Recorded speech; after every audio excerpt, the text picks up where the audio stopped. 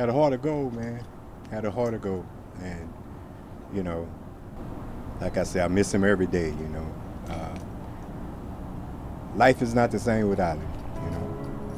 Minden is the home of many high school legends, but the name Raymond Tate rings like a never-ending siren. Just like another Barry Sanders or Walter Payton. Very agile and could do whatever. He was kind of like the Bo Nose of our day. Ever since he been a little bit of boy, I used to see him walk the street. And I told him one day, I said, man, you'll be one of the greatest running back ever ran the game. Vincent and Raymond grew up on the corner of Linden and Columbia and were super competitive. That led to Raymond being one of the best athletes in Minden by the time he reached high school. He was a man amongst boys. Raymond, I remember the first time I saw him, he was coming down the going up the steps. I was just coming to Minden, and I was coming down the stairs with Coach Harrington. I looked over and that Raymond was coming up. I didn't know Raymond from anybody, and I said, "What college does he go to, Coach?" And he said, "He's coming from Webster Junior High over to the high school." I said, "And what does he play?" "A running back." And I said, "Oh my goodness." So you hear the stories, but seeing the video is something special.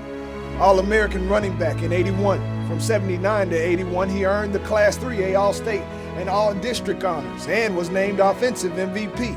He won 33 because of Tony Dorsett. But he had moves like Barry Sanders, and he hit you like Herschel Walker. He would look for that safety when he broke through to run over. You know, he was going to find it, and a lot of times the safety ran from him. From his sophomore to senior year, he averaged over 1,500 yards and had just under 50 touchdowns. But all those accolades don't tell the true story about Raymond or why everybody loved him.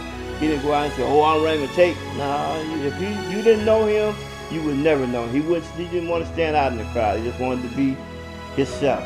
It's because of his heart and how much he cared about the people closest to him. He was a team guy, and that's what led the Tide to the state championship game back in 1980.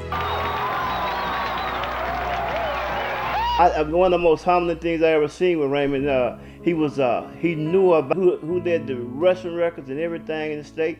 And there's another young man that came up. I was dating his daughter, and Raymond brought me up here, and he said, "Man, that's Willie Giles." You know, he said, "Yeah, I'm Raymond Tate. I'm the one that broke your record." And then just sit down and just had a heart-to-heart conversation with Willie Giles about what he had achieved and how he felt about that record. And man, it was nice to meet him. And it was just like he knew him forever. You know, he just said, "Oh, you Willie Giles." What would you tell your brother if he could watch this?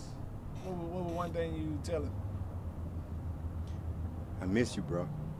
I miss you every day, bro. I wish you was here.